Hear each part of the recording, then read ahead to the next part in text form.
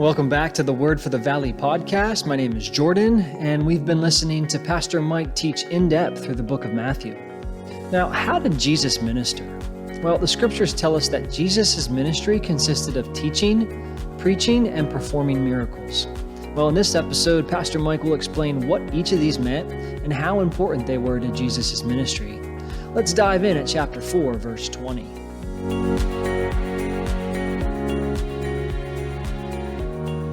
Follow me, and I will make you, here, fishers of men. They immediately left their nets and followed him. Now, again, they've been familiar with Jesus. They've heard his teachings. This is not some just cold call. They know who they're following, but they do, at some point, drop everything else and follow him. Now, going on from there, he saw two other brothers, James, the son of Zebedee, and John, his brother. In the boat was Zebedee, their father, mending their nets, apparently after a day's fishing, or a night's fishing probably, and he called them, and immediately they left the boat and their father and followed him. Now this is significant, and actually Rob prayed it before we came out here with the worship team. The two great things that hinder a full-on following of Jesus Christ: work, family. Work and family. They drop their nets and they leave their dad, right? And there isn't a hey, but kind of, and you'll find this with everybody through the Bible. Elisha is that great example, right? Elijah throws his mantle on him, and Elisha says, hey, let me go back and do this kind of thing. And Elijah's like, what does that bother? Whatever you want to do, I don't care. You want to follow me, follow me. If you don't, I don't give a rip. I just did what God told me to do, right? And Elisha realizes that this is one kind of do or die, and he goes back and he kills his oxen and sacrifices them, burns all bridges to his previous life, to full-on follow Elijah with the rest of his life. And then he gets to watch Elijah taken up in the whirlwind, right? There has to be that kind of full-on, at some point, break from everything. All of the things in this world that kind of connect us to it. Work and family are two of the main ones. Or not because of what God's called us to. I mean, certainly you never want to abandon. If you're a mother of a little one kind of thing, you can't say, well, my calling is out there in the world, and just abandon your child. No, you have a calling to be a mom. You have a calling to be a wife, or you have a calling to be a dad or a husband. That's a significant portion of your calling. But a lot of times, we take something in that calling, even that responsibility God gives us, and we go way beyond in it, and we start to develop a whole scenario of things that we would also like family to provide for us. A whole list of things that we would really like work to supply for us. And we start building up expectations and desires and wishes for these kinds of things. And the Lord will come at some point in our lives, if it's not led of him, and he will come and he will ask us to surrender them.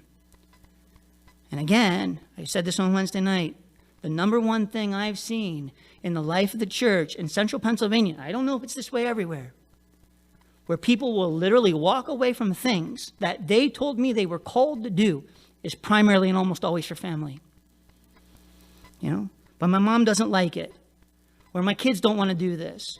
And you can't make our kids do something they don't want to do, certainly, right? Or somehow or another they get to run the show.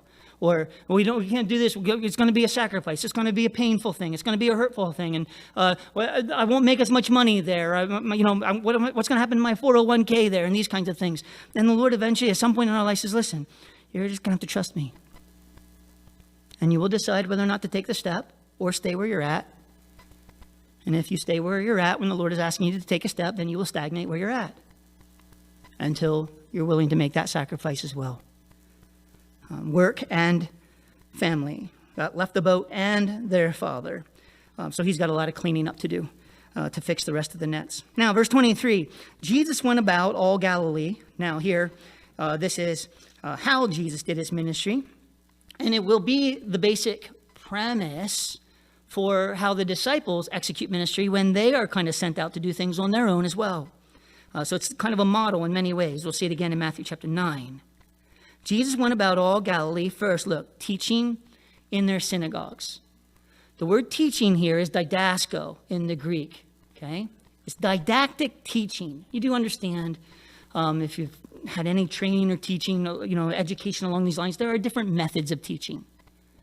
And every now and then you'll get somebody that really gets on their high horse and says, this method is the only way to teach. And it's usually some weird method of education, like Montessori education. Montessori form of education is put all kinds of supplies in the middle of the room, bring all of the toddlers in, and let them figure it out on their own. And when one kid has put in that block in that other kid's ear 10 times, you're like, this is not working. We quit kind of thing, that's done, whatever, And, but there is, right, the hands-on trying of things, free play, that kind of stuff. I mean, back in my day, they just called it play. It's when my mom said, I'm locking the door, you're outside in the yard, I'll call you for dinner, but until then, figure it out kind of thing. And then you did, right? We only sat by the door and knocked on the sliding glass door only so long, then that got boring. Then we went over to our neighbor's house and knocked on their door. But that's because they had kids and we would go out and play. Eventually, you figure it out, right? And it seems like play is hard to do nowadays, but in some ways, right? Socratic method is a method of teaching where you ask questions. I am awful at the Socratic method. I just am. You ask questions, you try to elicit responses, you try to get people to open up, you try to get them to answer their own questions eventually. It becomes borderline psychoanalysis, but there's a Socratic method of teaching. The method of teaching that most oftentimes gets used and most oftentimes gets dismissed is the didactic method, which is exactly what I'm doing here this morning. Somebody brings information and they contribute information to somebody else, and usually a group of people, and the group of people receives from the one. When Jesus taught, this was the primary method of teaching. Now, it wasn't his only method of teaching. He did dialogue. He did ask questions. He did have other forms, right? There's probably even some Montessori stuff in the way Jesus taught as well, if you look at it close enough, right? But when Jesus taught, he brought information and he disseminated it to the people that he was talking to. And there wasn't any of this like, well, I'm not sure their attention spans were long enough. And do you know they had a hard day at work and they're probably going to doze off and these kinds of things. There wasn't any of that complaint in regards to Jesus' teaching, right? For some reason, we get more technology, we get more stuff, we get busier lives, and we get dumber at the same time. So people can really only process 20 minutes of information at a time. Then you need to have a video. Then you need to have multi-purpose, multimedia. You need to break it up a little bit. And you have all this kind of postmodern stuff that kind of ends up working its way into the life of a church. I'm saying, no, right? There are points in time where you just teach. Now listen, we do Sunday morning. It's an hour and a half-ish. We do Wednesday night, which is a solid hour and a half. No, the teaching's about an hour. Sometimes a little more when I'm, But, like 3 hours out of your week, that's it. It's not that much to sit, to listen, to learn, and try to glean as much as possible from that time. Now, if that's not your style in learning, you put up with it, and then you learn according to your style in different ways, and God knows how to do that too. Right? Some people say I don't read. Do you know they got the Bible on tape? Tapes, these little plastic things. Now it's on CD, it's on digital media. I mean, if you can't read, you don't need to read. You just hit a button and James Earl Jones reads for you, right? The Bible from the voice of Darth Vader. It doesn't get any better than that, right? Or have somebody else read to. The amount of teaching resources out there on the web. You just go to CCA online, CCA Calvary, through Calvary Chapel Association. The amount of resources now are through the roof. There is no excuse not to get teaching. There's no excuse not to know. You can know as much as you want to know. It's there. But don't throw your hands up and say, well, I can't learn that way. Don't do it, because you're going to block yourself off from some of the things that you need to know the most. And I oftentimes find that when people are desperate enough, they become very creative with how they learn. They become very creative. If you want to know bad enough, you're going to go find it. You're going to hunt it. Your ears will be tuned into it, and you will get what you're hungry for. You just have to be hungry enough to get it. All right? So teaching here. And then preaching, that's caruzo, is declaring the gospel of the kingdom, which would involve evangelism, but would also involve just the outright kind of blanket statements to the community of this is what's right and this is what's wrong. Now, preaching probably more geared to the unbeliever, teaching probably more geared to a believer, right? Fairly common. And so he taught first, preached as well, and then the thing that everybody loves, and healing all kinds of sickness and all kinds of disease among the people. Now, it is significant that the teaching of Jesus was backed up with reality in regards to miraculous reality, miraculous efforts, right? The teachings of Christ and the teachings of the scriptures are supernatural, and they are impossible to the flesh. In any effort to follow them, you're going to have a miracle. You're going to have a miracle. How do I love my neighbor? You're going to need a miracle. And not because your neighbor's that bad. Probably more on your end than on theirs, right? How can I serve? How can I do this? I'm already running out of money, and now the Lord's asking me to take this step and do these kinds of things. How can I do this, right? You know, kind of thing. It seems impossible. That's where the miracles come in, right? The healings, certainly to repair old wounds, and then the supply to prevent new ones. The healing of all kinds of sickness and all kinds of disease among the people. Well, then his fame went throughout all Syria, and they brought to him all sick people. Now, again, this is at the height in some ways of the popularity of Jesus' ministry.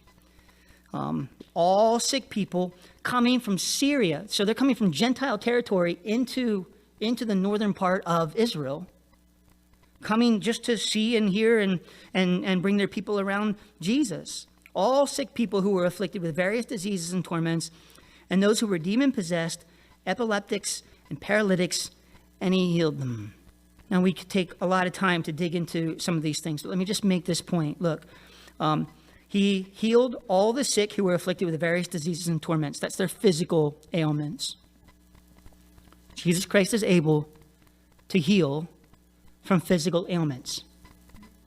Now, why doesn't he always do that? Because you're going to have to die of something eventually, all right? And so the Lord knows he's got provision, right? He might give you the grace to overcome every other cold in your life, but maybe you'll get one cold that you don't quite overcome, and that's kind of the way it goes, all right? But he's able to heal from physical ailments. Then you see down there in a little bit further in the verse, and those who were demon-possessed. He can heal those who are spiritually afflicted, who are bound up spiritually in some ways. And the remarkable thing in life, and we all know this, the deeper pains in life are not physical. They're not even mental. They're in the heart. They're inside us at the deepest places of who we are, right at the spirit level. And remarkably, Jesus can heal us spiritually. Whatever affliction is come upon us, whatever thing, and oftentimes the devil doesn't play fair. We don't even realize he's doing it, and we need the Lord to expose it. We need the Lord to reveal it. We need the Lord to take us through a process, do the thing we want to do in our lives to get that thing out of us. And remarkably, you read through the scriptures, right? He never cast out a demon the same way twice. There's no formula or method or, kind of thing that you're going to figure out we're going to cast out demon ministry and you figure out the formula. There isn't any of that. Jesus is the formula. But he is able to handle it. He is able to handle it, whatever affliction, spiritually. And then epileptic is literally lunatic. It's moonstruck. Where they actually believed, as you'll even hear somewhat to the day, I think it was a full moon like 2 days ago, right? That somehow or another the moon starts to mess with people's mental abilities. And, there are records of, institutions, right? Higher rates of incidents at institutions, higher rates of being checked into mental wards during these times of the month kind of thing. Does seem to be some type of correlation on, no doubt there's pressure and there's tides and there's all of that kind, but how it affects people's brains, how it affects our minds. And remarkably here, the Lord is able to heal that as well. So the picture that we have here of healing is physical, spiritual, and mental. And in our lives, we need all three of those things touched. Not just one or the other. Sometimes you get around hyper spiritual circles, and it's just like all spiritual. Every healing is spiritual. It's just you just need spiritual healing, spiritual. Then that's all there is. No, sometimes you just need to go eat a good dinner, right? Or maybe you're allergic to something that you should stop eating, or maybe there's maybe some medication that you should be taking, or some exercise you should be like. Sometimes there's a physical solution to it. Sometimes you need somebody to talk you through so that you can unwind the ball of twine that's ended up in your brain. And you need a mental thing, right? So the moon doesn't get you all out of whack every time it comes around, because it's going to be there about every 30 days. And so I turn into a werewolf on that day of the month or something. Like, I'm out of commission. You don't want to live like that. You don't live like that, right? And the Lord will do his mental work as well. And God heals all of us in all of the ways necessary. We yield to him, come to him, right? Now it says in verse 25, great multitudes followed him again from Galilee, from Decapolis, Jerusalem, Judea. So we know they're coming from Syria. They're coming from the southern region. They're coming from Israel. They're coming from the Transjordan now here, even beyond the Jordan. And that's why the crowds had swelled to such a degree at this particular time, right? Now, just a final kind of touchdown for this as we conclude our service here this morning, right? As the Lord himself even has fairly specific leading and direction from God in regards to his ministry, I would encourage you. Who, what, when, where, why, and how. Ask the questions. Just ask the questions. Who do you want me to work with? What do you want me to do? Why do you want me to do it? What's the purpose in accomplishing it when we do, in fact, do it? How do we do it? Why do, and come to the Lord and say, Lord, what ends up becoming really kind of the purpose of my life? And how do I walk in that? It tells us in the book of Ephesians, for all of us who are Christians, that there are good works that are foreordained for you from the foundation of the world, that you would walk in them. But you don't walk in them by accident. You happen to stumble across some things. Now, God may be gracious in your life, but by and large, you're going to walk in those things by following him and knowing his lead in your life. And I think one of the ways that kind of we get stuck in some ways is we just don't ask. I don't know what he wants me to do, and I don't know why I'm here, and I don't know what, I get a sense of something, but I don't know what, kind of thing. Well, have you asked? Have you knocked and continued to knock? Or is it one of those things you ask on a Sunday morning, and then by Monday, you're back into your life again, doing your things? Or you ask, Lord, who, where, what, why, how, when do I do these things? And allow the Lord to lead you. I would encourage you to just seek that in regards to what you're called to do, the disciple, the servant, the minister. If you want to be kind of the fisherman type, right? Ask him. I found in my life, now he didn't do it all at once. Actually, it took probably 4 or 5 years for me to get, maybe longer than that, to get my questions answered, but he did answer all my questions. And it wasn't an easy process. Sometimes I asked a question for 8 months. And sometimes a lot of frustration and disappointment that the answers didn't come faster, right?